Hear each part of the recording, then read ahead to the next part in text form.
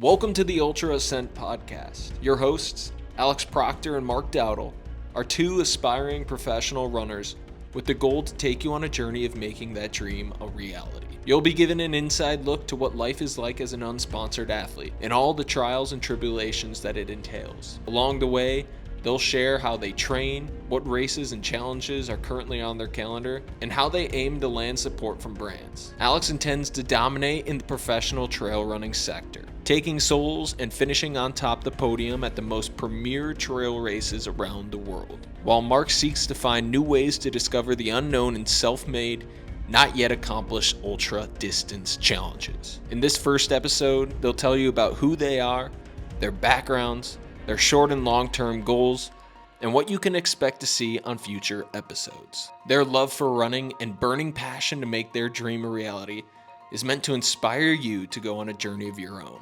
Let's get into the show.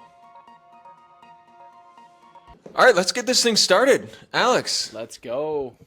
we're here. We're finally made it. doing the thing. We're finally doing the thing. So, I mean, as the introduction slide perfectly introed us in here. It gave us the perfect introduction to where we are now. I think we should start off by telling the viewers why we wanted to get this thing started. So, first and foremost, I think both you and I are unemployed. We are seeking and aspiring. Dude, we weren't supposed to bring that up so soon. Come on, man. we had to lead get with that. We had to lead with it. We have First to let impression. the people know. But we're both aspiring professional athletes, runners. You more specifically in the professional trail running space, and me more in the ultra running space, which we'll get to those similarities and differences a little bit later on, and really throughout the through line of this show. But we wanted to start from square one because you and I have both had this dream of becoming a professional runner, and we've seen all of the athletes like Courtney Dauwalter or Jim Walmsley or I don't know, you could name a laundry list of people that we look up to, and we're always like, how did they get to where they are today? And what were the steps that they took to get, whether it was training, what sponsors they were able to talk to and get acquired by, and what were the trials and tribulations along the way. And I think that's when you and I had a conversation last week where we were talking about how this would be a great opportunity where we have none of those things right now, but we fully believe that both of us will have those things in the next 2, 3, 5, 10 years down the line. And we thought it'd be a cool way to document that journey in hopes that we can help pave the way for not just us, but people that come after us, especially guys like us who don't come from running background, right? So I'll lead you in here, setup of like, where did you get started? We both went to the University of St. Thomas. Can you talk a little bit about how you got to this point in your running journey? So I'm Alex Proctor. Originally, I'm from Minnesota, born and raised. Shout out to the Twin Cities. Always got a rep backwards for Anthony Edwards and the Wolves. But originally from Minnesota, living in Salt Lake now. I originally was a baseball player. I started playing baseball at a young age and played throughout high school, played throughout college, and eventually I was cut from the team, got into lifting weights more, continued to want to build muscle and be that big guy. After college, I went on a little vacation, stopped at my uncle's house with my mom and my sister, and just this one day, he's formerly a triathlete with my aunt April, and they were former triathletes, Ironmans, and had kind of been inspiring me my whole life to do endurance sports, just by pushing themselves all the time and always being active. So one day, he's like 49 right now. He said that he wanted to get in good enough shape to run a half marathon again. He'd been out of the game for a while, and that kind of like sparked something in me because I wasn't really doing anything with my athletic career at that point. and I wanted to see if I could just go out and do one. So that day it was like 105 degrees in Kansas City, Missouri, and I told him, like, do you have any water bottles I can use? So we grabbed like this 32 ounce like handheld water bottle, one of those old plastic ones with like the little hand grab on there, and I went out to this park nearby and just went out and tried to run 13.1 miles by myself. It was the longest I'd ever run. I ended up running 10 with my shoes on, and then I was in this wacky wacky stage of trying to go barefoot for a lot of my like activities at the time. So I ran the last like 3.1, the last 5K barefoot, and I was sore as all get out. After that, I remember just dripping in sweat, limping back into the house with my family, and everyone was pretty shocked that I'd gone out there and done it, but they knew that I had this love for running that I hadn't really explored yet, and I think that they weren't really surprised either, because I had run cross country my first and second year of high school, just for 2 seasons. I didn't run in the summer or in the winter or spring, just those 2 seasons in the fall, to do something outside of the baseball season and training, because I just had loved running. I was always that kid at baseball practice that loved to go touch that fence. Shout out to my old coach, Jonathan Harms. He'd always bring us into the huddle and build the tension and say, now go touch that fence. So I'd love to go out there and run after the fence and be the first one back. So I've always loved to run and move my body in that way, and I've just had the passion for it, but I just never really ignited it playing baseball. I always thought I needed to be that big muscular guy, put on some weight, look the part, and never leave room for running. Now I know you can do both. You can lift weights and run, but at the time I just thought if I wanted to lift weights and be strong, like that's all I could do. I couldn't run. So after college I started to explore running and have been loving it ever since. And now I've caught the bug hardcore. After I ran that half marathon, I started running more regularly, and I had gotten this idea in my head of just running a marathon, knocking that out, going for that as my first official race. So after about five months of training after that, I ran the Twin Cities Marathon, and there's a whole story we can get into after that, but I ended up collapsing at mile 25, going in the ambulance, coming back from the dead, and running it in the last mile with my my girlfriend at the time and now wife, Natalie, barefoot. My feet had gone numb, 8 miles prior. But yeah, I'd ran my first marathon back in 2022 in October. And since then I've ran 3 more. My last one was at Boston this year. And since then I've run 3 ultra marathons races, a 50K, a 100K, and then most recently a 100-mile race with, and in that time, a few projects with you as well. Yeah. So I guess with that being said, if you'd like to introduce yourself too and give a rundown of, some of the things that we've done together, running wise. Before I just want to ask you, so it sounds like how you got into running was more of like a situational experience, and then it sparked this bug, and then you went down it. Do you remember when? Because I know, like, we've been friends for a while, so I know what the viewers don't know though is you have this mindset. I've seen you post about it. You've talked about it. This mantra of like, I will become a professional ultra runner. And so do you remember when that switch became like something you were just exploring as this bug that turned into, okay, I'm going to turn this into something that I'm going to go after as like a job and a dream and a passion?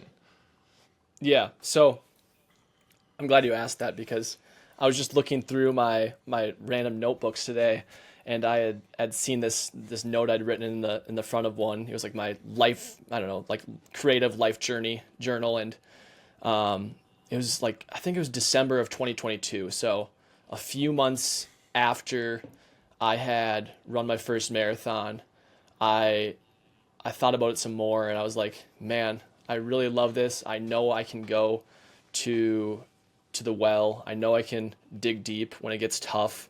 I showed that. I showed myself that. I showed my family that.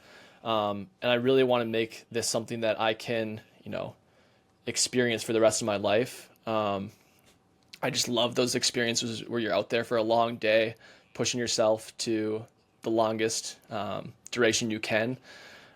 So it wasn't really a switch that flipped.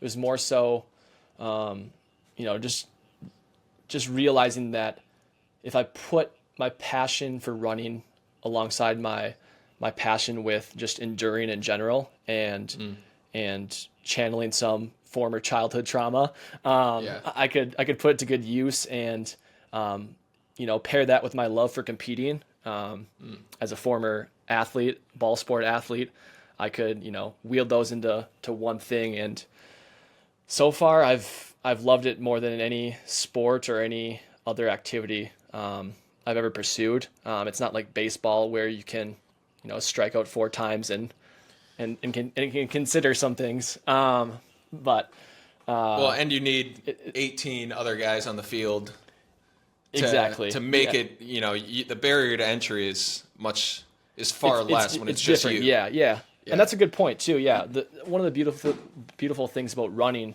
is that you can do it really anytime, anywhere, and by yourself. Like I love running because of the places that it takes me, but I could run in a 1 foot by 1 foot by 1 foot circle and be satisfied. Right.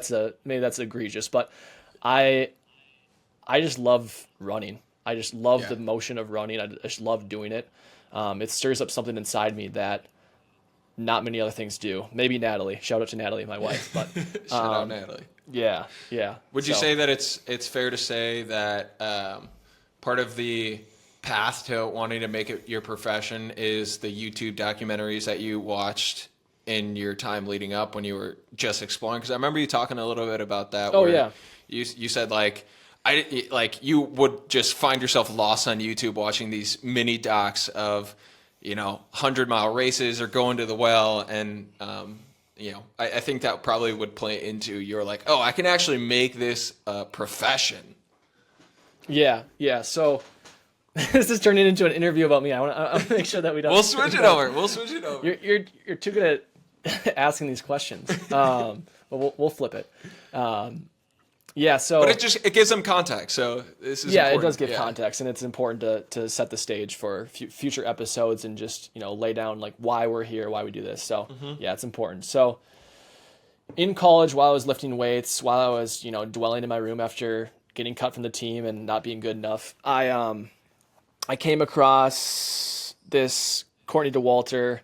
I think it was a Tahoe 200 documentary, and I watched that thing and I was like, I was just stunned. I couldn't take my eyes off it. I was so mesmerized by what she was doing, and I just the one scene I can remember from this documentary was her sitting down in a camp chair eating a full plate of like pancakes and syrup. And I was like, no way, this is a real sport. Like I couldn't believe it. I've never seen anything like it before. I'd never heard of it before. So that was like my first intro to it, and it was because it was in my recommended on my side of my YouTube after I'd been just watching PCT documentaries. So I think like the long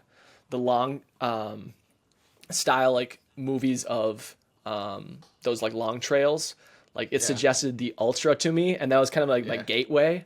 Because I've always wanted to do the PCT too, but like with the Courtney stuff, it sparked my interest for it because I just love to, I don't know, I have this weird thing where I just love to suffer. Like I would go home after school in middle school and pogo stick until I'd hit like 1,000 jumps per day just because like I had nothing better to do, and I was like wanting to just, I don't know, make my legs hurt. So I was like, if she's making her legs hurt for 200 miles and she's still like upright, like I can do that too. So then from there, I bought like every ultra running book to mankind. I looked everything up, went to Barnes and Noble, like checked out Ultra Running Man, Scott Jurick's books, read those. And from there, like I didn't pursue it yet. I just read about it and kept lifting weights at Yoakum Strength. Shout out to Austin Yoakum, our guy. Shout out JST. Shout out to JST, possibly a sponsor of this this podcast. Unofficial. Unofficially. But yeah, bought those books, read them, and kind of let it simmer for a bit until that day where my uncle kind of just like, without him knowing, he sparked it, and from there it's been a journey so far, and I've been loving every moment of it, all the shortcomings and all the successes. It's been awesome, and all the people that I've met along the way and experienced things along the way, like with you, it's been super awesome, and it's been a blessing. So Shout out to the algo gods, the algorithm gods. Shout out to the algorithm. Yeah, exactly. It's good in some ways, but yeah. That was a good circumstance. Yeah.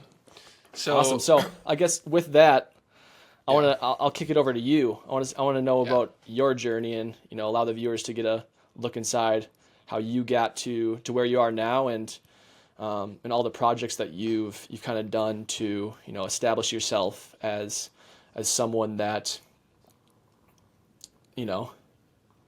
loves to document what they've done, because I feel like you've done such a great job early on in your career of going ahead and documenting all the things you've done and inspiring people. So thank you. Yeah, I mean, I think there's similarities between our story, and in the same way that I'm a suburb of Chicago guy, went up to University of St. Thomas and played football and lacrosse, and never really knew what running was until my senior year, spring. We were having a rocky lacrosse season, and I remember we had just played 3 games in Nashville for a tournament, lost 2 of them. One of the teams had never lost to in program history. Long 22-hour ride back to St. Paul. So it was a long ride, and my older brother had sent me the Joe Rogan, David Goggins podcast. It was like the first podcast that they did together. And I had never, my extent of knowledge in running was my older sister running a marathon in Chicago. It just wasn't, I didn't even know that world existed. But I was sitting in the back of the bus, kind of feeling sorry for myself and our team of what are we going to do? And then I'm listening to this guy who's eating saltine crackers, pissing and shitting himself, then running another 30 miles. And we arrived at 3 a.m, and I went immediately out for a run. This is the dream. This is it. It's like I'm becoming the next David Goggins.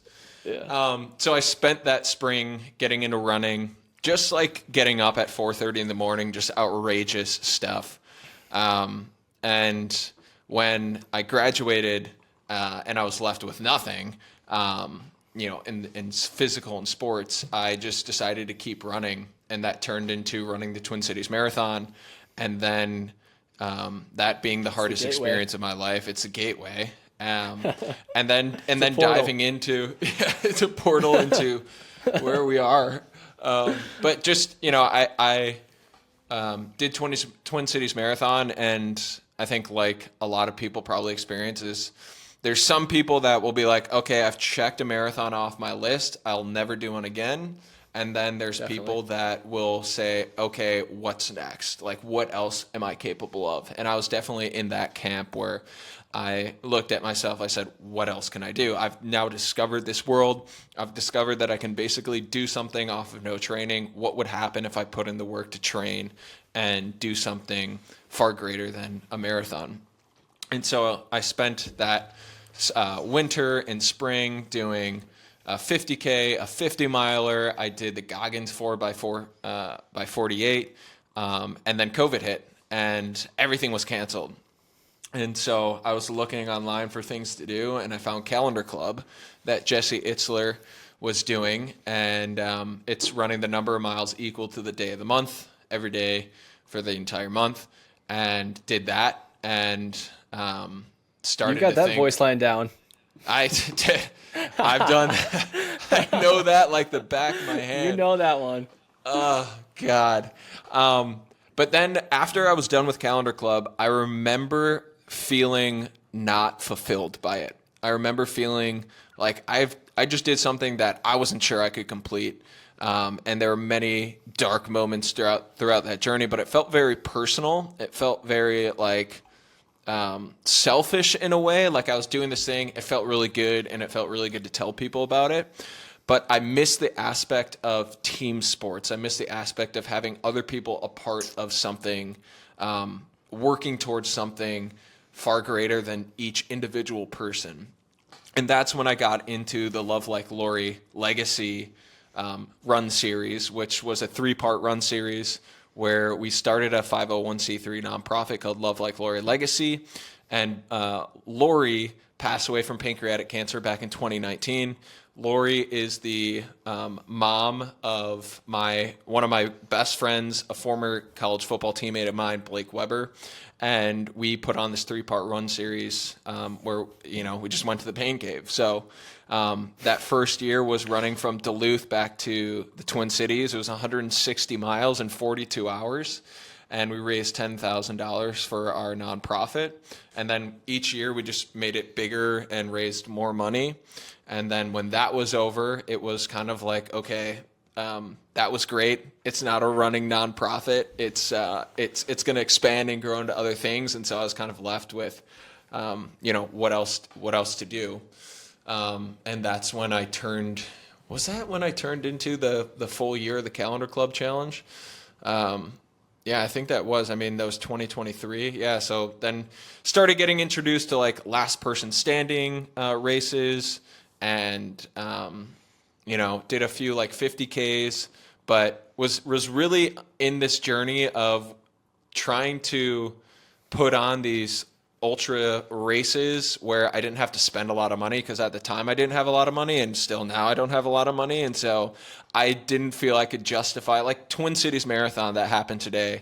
I think it's $180 to run the marathon, which is a phenomenal experience. And I credit anybody that does it. But for me, I was like, well, I can just go run 26 miles for free. So I took that mindset into doing and putting on all these challenges, anything that I could think of.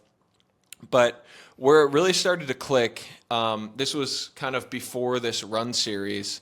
The moment for me where I was like, I want this to be my life's work, was when I watched the Iron Cowboy do. He had a Netflix documentary where he did 50 Ironmans in 50 states in 50 days. And he has, I think, a family of like 6 or 7 kids. And I was like, well, you're telling me you can do this and raise a family, and it could be how you make money. And so that was a moment for me where I was like, I started to go into it more. And now we're here. And now, I've done a few runs over the summer that were running, multiple weeks at a time, doing these beer mile races, and that's a whole nother thing. But you and I have come together on a number of races where you want to tell them about that first time we ran together, the 24-hour run. Oh yeah, good segue. So Dowdle knows me, and he knows what I'm about. So I feel like I'm always one of the first to know about these crazy ideas he has, and I'm glad that I'm honored to be one of the first for him to call. And I think he knows that I'm one that will be fully invested and fully involved, and stick it out. So this was in January of 2023.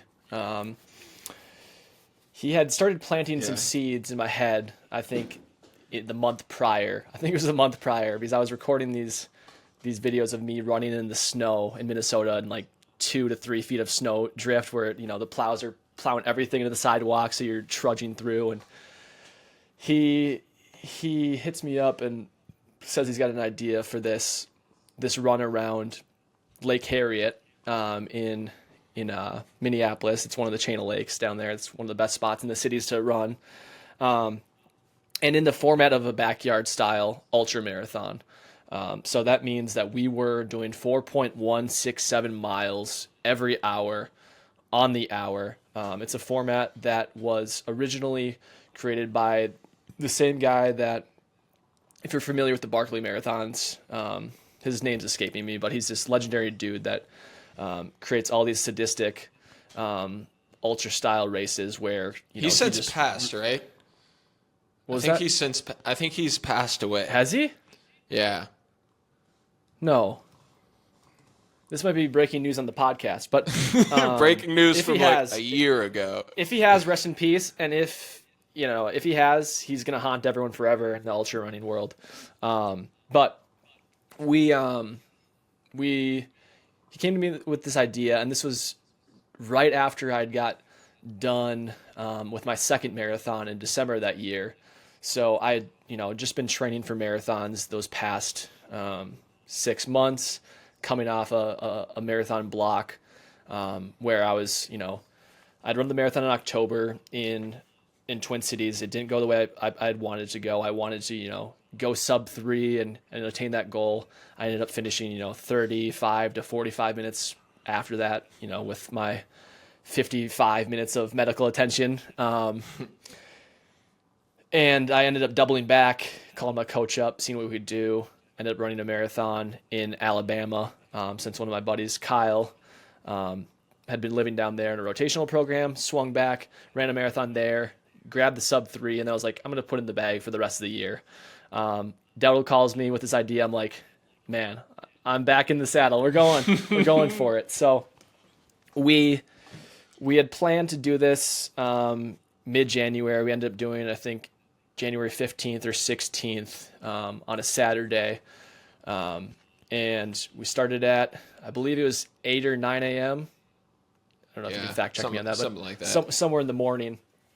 And our plan was to bring our friends together and, along with raising money for a charity that I'll also get into as well, but bring our friends together to hit their PR mileage. And also, our PR mileage. I don't think any of us had in one consecutive One like 25 hours 24-hour period. Yeah. 24-hour 25 hours. period had gone that far in that long of time. So we kind of just wanted to push our limits and see what we could do. I know that you'll get into this more, but you had experimented with a backyard ultra before then and kind of, seen how it felt to do so. So you had more experience. So it was really awesome to have Lucy, your significant other, on the team, almost Shout out, crew Lucy. chiefing for us. She headed the chefing and the massages and everything else that we needed. And with our friend Kellen, we ended up going for 25 hours and 105 or so odd miles. And along the way, I could just about every hour, I think we had someone else other than the three of us with us, which was super special and something that was integral to the effort and the project. I think we, even though we had 3 people, I think we would have gone crazy. We still went crazy through the night, but it was awesome to have fresh faces and fresh people in there to help us out. And along the way, they would hit their PR mileage. So say someone joined us for 4 hours, that would mean that they hit, 16.4 or some odd miles. And that's a lot of mileage to do. Yeah. So it was cool to see that people would come out and help us out and see us and support this goal. And in the process, we made an effort to raise money for the local children's hospital in Minneapolis. So it was a cool effort, and it was one of our first big projects and a yearly project series that we've kind of begun to start. So if you want to go from there or take anything from that and expand on it. Yeah. I just want to expand on, I think that's one of the things that you and I would fundamentally agree on is that part of the reason why we do what we do is because we know that by living out the principles and values that we do, it no doubt impacts the people around us and creates ripples effects. And I think that was one of the main aspects of why I called you and Kellen and we all came together on this, because I know that when we went into this, we had a few different goals. Obviously, to finish all 24 hours was to raise money, do no loop alone, and then help people PR along the way, especially ourselves. And if we could put ourselves in a situation where we were suffering throughout this period, then it was a way that we could bring people together as well. Because especially in ultra and trail running, it's very hard to get the average person involved when it's 100-mile, linear point-to-point race. But if you're doing 4-mile loops for 24 hours, then anybody can get involved. And I think that was one of the coolest experiences and takeaways That's I a think good we point. had from Yeah, that I like was that a like lot. Yeah. was like we had, I think it was like 15 or 16 people PR. We had people coming with us at 3 a.m. I remember Xander was there for I think he ran like a marathon or something, so it was just, it was super cool. And Landon that, drove up from Missouri. from Missouri, dude. So that was, I think, Yeah. I think you and I would agree that was probably the proudest aspect of that, is that Oh, yeah. because we came together in that way, we were able to bring other people's best out as well. So yeah, and then I don't know if you have anything else to say on that, but I was going to talk a little bit about our project this past year, where Yeah. yeah. I just wanted to, one more thing was just like, I guess with that, I think that's an idea that we should continue rolling with. Honestly, I like that backyard style format, because the barrier to entry is super low, and it's way less intimidating for someone that is, doesn't have the best relationship with running. It's a good intro to show you like how cool running really is and how impactful it can be on you, not just physically, but mentally and socially, to an extent. Well, we had Yeah, I'm people not gonna- show up at 10 a.m., run Yeah, a there's lap people or that two, we hadn't and then they seen in- come back later on in the day because Yeah, they're like, yeah, I just needed yeah. time off. Yeah, no, yeah. So like, there's people we hadn't seen in years, showed up, people that came from, different areas of our life. Like I had a friend come from like a travel baseball team that I hadn't seen for a while, just show up and want to get some miles in and experience it. So I think it was something that really cool, and something that, we plan to do in the future as well, because it's just really special to see that people come together in a way that blends both physical, mental and social. So Yeah. yeah, I guess getting into our next project then. Yeah, that led into this year, and part of the lead up to this one is I was doing the full year of the Calendar Club, so I started that in May of 2023, and I did Calendar Club every month for one full year. Psychopath. So it was over 6,400 miles, and I knew that we had done this in the past, and it was like, let's keep this thing going. And we looked at the mileage, and we said, hey, the fastest known time for the Grand Rounds Infinity Loop in the Twin Cities, where it's this massive infinity loop that goes 31 miles around Minneapolis and then 31 miles around St. Paul. And we set the fastest known time for that, which has been broken since then. But we did it in the winter, and I'm coming back. Proctor can come back, and I'm gonna be full support for you, because you definitely can break that speed barrier much more than I can. So I think as we look into this year, I think we're thinking about going to Utah, or somewhere in your neck of the woods, and it might be too early or too late to plan. Well, it's not too late to plan something that can incorporate more than just us, but we definitely got to sit down and talk about that. Maybe that's a topic of conversation for next week's episode. But yeah, Hey, and if we have any listeners that have suggestions, I'm based in what should we Salt do? Lake. We want to do some endurance feat of some sort that brings people together. Let us know if you have any suggestions, Mom or Natalie, if you're listening. So, can we talk a little bit about, because part of the reason that I and we talked about this last week. The cool thing about us coming together once a year is that when we look at endurance running as a profession, and I know part of the controversy with Camille and recent news of like endurance, there's a difference between ultra runners and trail ultra runners. And you would categorize yourself as a trail runner. I'd categorize myself as an endurance runner or an ultra runner.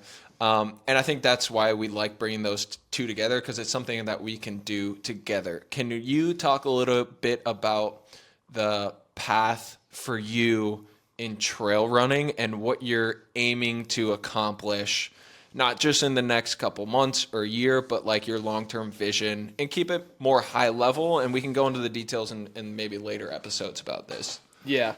So from the jump, I had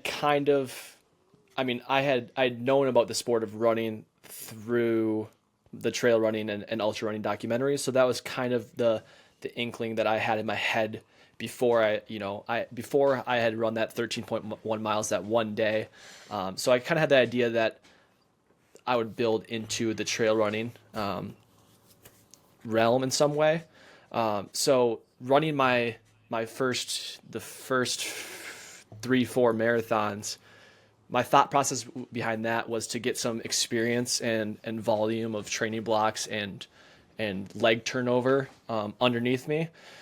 Since I wasn't coming from a running background, I'd played baseball, where you're running 90 feet at a time. And in good cases, you're running, 360 if you're hit one out. And at that you're running your marathon pace. So, So, I ran those marathons with the intention to gain some experience and miles underneath my legs, because I know how important it is in ultra running to have that experience and have your body become more durable. So ran those marathons to do that. Real quick, is there a reason you chose the marathons first instead of jumping into like a trail marathon or something on the trail originally? Or, why did you start with the marathons?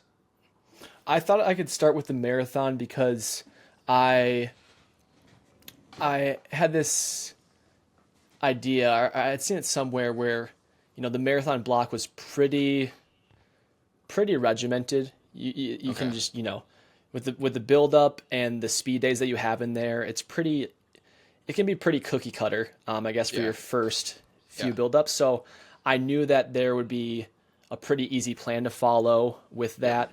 I knew that there was some formulas to calculate, your times for pacing wise, and that kind of just, that synced well with what I, wanted to do initially. Got it. So there wasn't really like much thought process behind that. I kind of just knew that I needed to get a good amount of volume on my legs in some way and at a pretty quick clip. So got into that, and then I moved out to Colorado from September of 2023 last year until this August to pursue trail running more and really be closer to a training environment that was more conducive to better trail running and better training, and with like-minded athletes and individuals that had similar goals and trained, just as hard as I did. So we moved out there, my wife and I, Natalie, fiance at the time, I believe, when we had moved out there.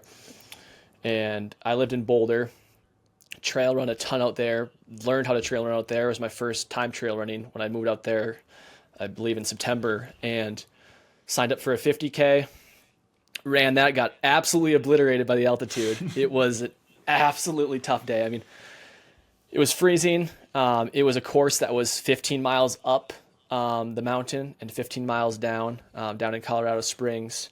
Went into it thinking I was going to do well and like win, and ended up not being able to run uphill as good as I thought I could, coming from the marathons and everything. I wasn't properly trained for it.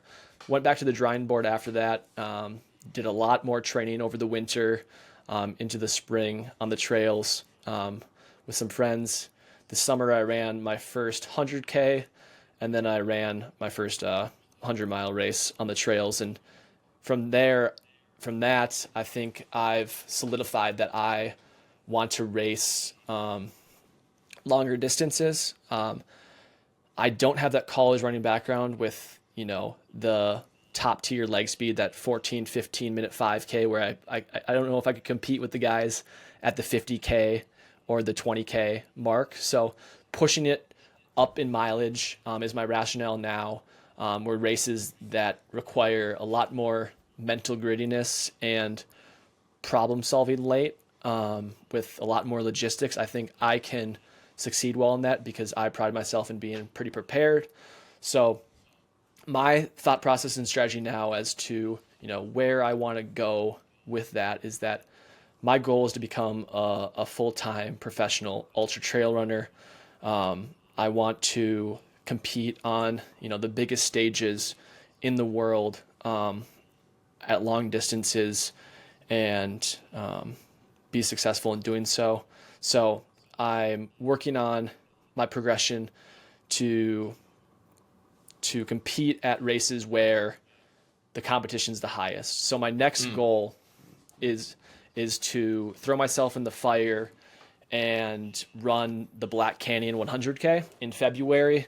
Last year, that's 62-ish miles for all the Americans.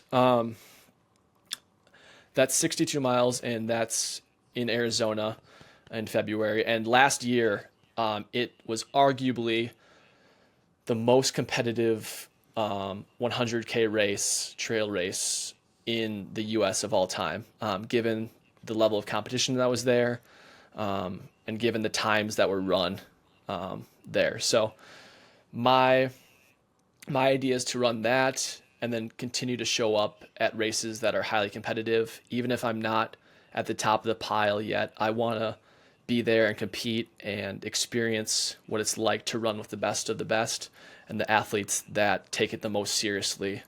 I find the most interest in running as hard as I can in these races to not only get the best out of myself, but, show respect for my opponents as well. And my mindset's sort of changed on the competition thing as I've gotten older and started to race more. I used to want to, just put someone into the ground and, crush everyone. But now my perspective is that if I'm running as hard as I can, I'm showing respect to my opponent and hopefully getting the most out of them as well in the process. Because when you're running, it's not like there is race strategy to it where you can push and pull on different levers, but it's not a contact sport where you're immediately affecting someone else's race, or it's not like baseball where you're pitching to someone. So you're not necessarily interacting with someone in a way that I'm most familiar. So it's been a bit of a transition, I guess, to compete in a way that's not like that, and to kind of be able to run your own race and drop strategies based on that. So right, and I would say there's still those mental battles going on that aren't as clear cut as like a pitcher throwing to a batter or a wide receiver going against a defensive back. But so it sounds like long-term success for you looks like competing to win at the best races in the world, whether it's Leadville, Western States, UTMB, wherever the best races are, you want to be there and you want to compete at the highest level. And in your path of getting there is doing, competing at these competitive races, whether it's 50Ks, 100Ks, where the best races are currently at in the scope of which you can compete and find your way to those higher level races. Whereas for me, it's like I'm not as much in the competitive space. I'm in more of the kind of like what Iron Cowboy did, where no one had ever done 50 Ironmans in 50 states in 50 days. And he then did a few years ago 100 Ironmans in 100 days. And someone recently just did 120. So like setting the precedent of like untapped or going into the unknown of what people haven't done before, And obviously with trail running, there's like times of, no one's ever run this time at this race. So there is that aspect, but it works within a certain set of parameters. Yeah, and I think that would be one of the main differences between what you and I do is like yours is set up in this almost like this game where you're Yes. working within the parameters of the race and you're competing against yourself, but you're also competing against other people. And yeah, I have found the competitiveness to kind of fade in some circumstance, but like no one had ever done a full year of the Calendar Club before, and that was super cool. And now for me, it's like, what else has no one ever done before? And what are some things that I can do that I can get creative with, where I can look at a map and say, this would be a cool adventure to go on that also fits into like, it's no question we're both going through that pain cave. We're both going through the deep well. We're just doing it in a few different ways. I think that would be a fair characteristic of them. Oh, definitely. Yeah. Yeah. The visual that I was getting as you were going over that was, I don't know why this was the visual I was getting, but my brain was going to, I was in this box, like with a bunch of different like balls running around in an area, and then like you're running like around it, like all over. I don't know why I was getting that visual, but yeah, I feel like my lane that I'm in is definitely within a lane and within parameters and kind of follows a certain path that I guess is easier to follow. Which the first thought I get from saying that is that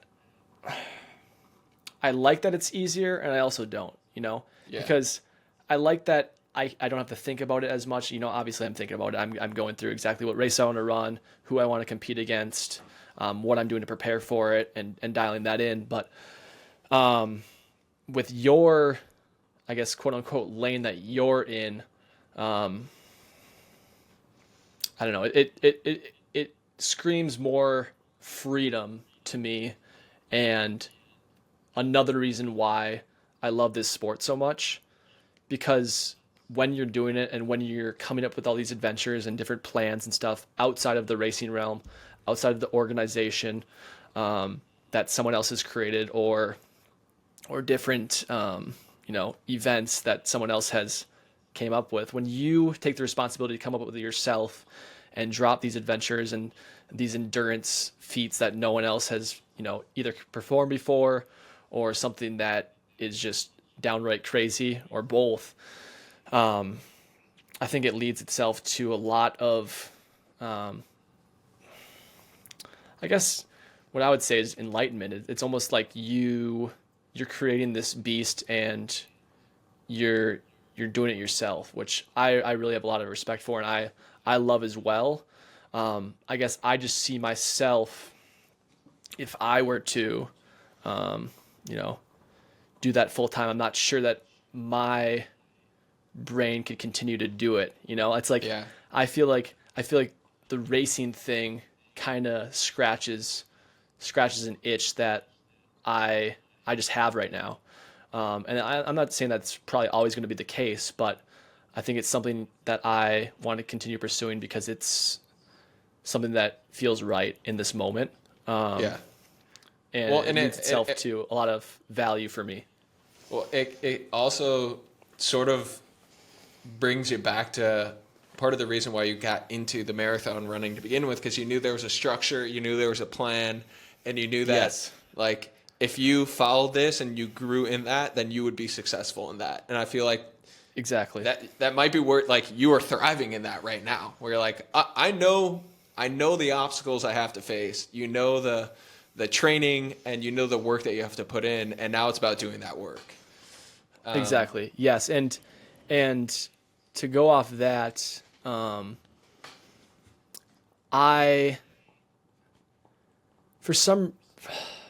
don't know what it is, but for some reason, I know in this spot that I can succeed. And that's probably one of my biggest motivators for it, because Yeah. I know that this is something that I can do well at. Yeah. I don't think I continued to pursue the marathon, not only because it wasn't the trails, or not only because it wasn't in the mountains, or because the effort was that long, but I knew that I don't necessarily have the gift of running 26.2 miles in 2 hours and 5 minutes. Yeah. You know, I can sit there and grind your ass down and my ass for 100 miles, and I can thug that out. I can do that. I can hold on.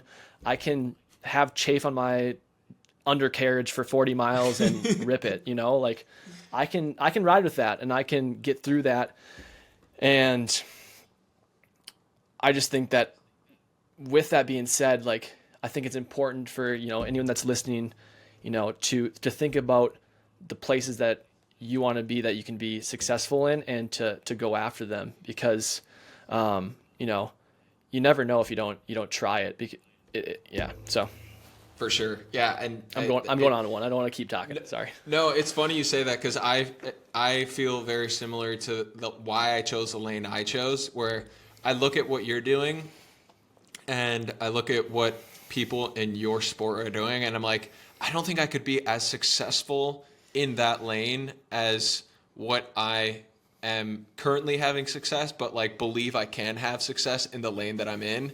And some people might look at that as like, oh, you're running away from competition, but it's like you're choosing what speaks to you, and you're choosing where you're Yes. going to find the most success in, and then you're going to, put in the undoubted work that it takes to get there. And that, like, I think what we both have learned is, like, it's gonna suck even if you are in the path that you like and you're enjoying and you're finding success in. There's going to be a whole lot of suck in that, so you better Yeah. you better like Yeah. what you're doing. Before we close, because I don't want to go too long on this first one, before we close out, you want to talk a little bit about our weekends? What'd you do this weekend? Because I know, did you end up going on that Oh yeah, run? Yep. So Yeah, how'd that go? I'm glad. Yeah, the run went well. I'll just say that I'm What did you do? What did you do? Okay, so my friend Zach, he's on Instagram, Trails with Zach. He just had hit 10,000 followers, so he was pretty hyped about that. And Shout out Zach. asked in his shout out Zach. He asked in his comments, I'll do whatever the top comment says. So went along with that. It was to run up to the top of Kings Peak in Utah, which is 13,528 feet. I'm not sure what that is in meters for the European listeners, but it's the all you need to know is it's the tallest point in Utah. It's basically Utah's version of a 14er. Okay. And the approach is quite long. So it's in total, it's about 25 and a half, 26 miles. So you're starting deep. Like, this thing is in the backcountry. It's in the high Uintas mountains. It's one of the only mountain ranges in the United States that goes from east to west. And we got a group together of about, I think it was 7 to 9 people from our group chat. Bunch of crazy people in there. And went out at 8 a.m. yesterday. Started from the trailhead. It's like Henry's Ford trailhead, and went out. And soon I realized that the altitude was going to kick my absolute tush today. Like, my abilities at altitude are nerfed. So I need to improve on that. And it was an experience to be in that and suffer for that long. It was a different kind of suffering that I experienced 2 weeks prior at my 100-mile race. It was much different, where I couldn't breathe at all. Natalie was nursing me, pushing me up the mountain. Like, you need to sit down, take it slow. And it was nice and easy for the first, 10 or so miles, just a nice gradual uphill for about 2,000 feet. So it was spread out, 1 to 200 feet per mile. But then we started hitting the part where it gets super rocky. It's boulder field. You're rock hopping. And at that point, my vision was going in and out. My balance was compromised. I was just in a state of mind of just frustration. I was so frustrated, because I know what shape I'm in, but sometimes when you're at altitude, it does not matter at all. Yeah. It kind of just negates anything that you have, and in my case, quite substantially. So we eventually got to the summit. There was quite a few people up there. Had a good time up there, just eating a bunch of pickles, because that was one of his challenges in the comments, to like eat 30 pickles. So people were just eating pickles. My gosh. We forgot a spoon for our food, so Natalie and I were eating it with like these like flat, like skippable rocks up there.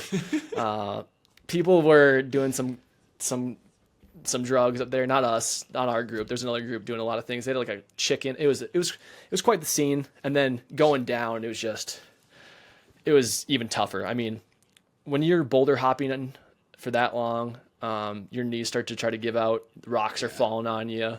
And we ended up getting back around, I don't know what time it was. It was probably like, I think the activity ended up being like 9.5 hours. So I don't know what pace that is, like 18 minutes per mile movie or time wise. So it was supposed to be a trail run, but with mountains, usually you're hiking. So hike up, try to run down until it hurts so much that you just have to hike. Pretty much. So yeah. So do you have any clips from that? Yeah, we got a GoPro. We got quite a few on my phone that I'm gonna try to put together in a video. Okay. But I'll share that in a bit. Yeah, we'll throw it on the podcast here. We'll throw it on the podcast here. In the show notes. We'll put in the show notes. Yeah. Show notes. The show notes down below. Yeah. Yeah. So I guess with that said, what did you do today and this weekend? I thought we're just getting into this. Yeah. No, we're closing out. It's good to close it out. It's good to close it out. The Twin Cities Marathon was today, so I stopped by and watched You didn't bandit a bib? No, I did not do that. I got there Shout out around.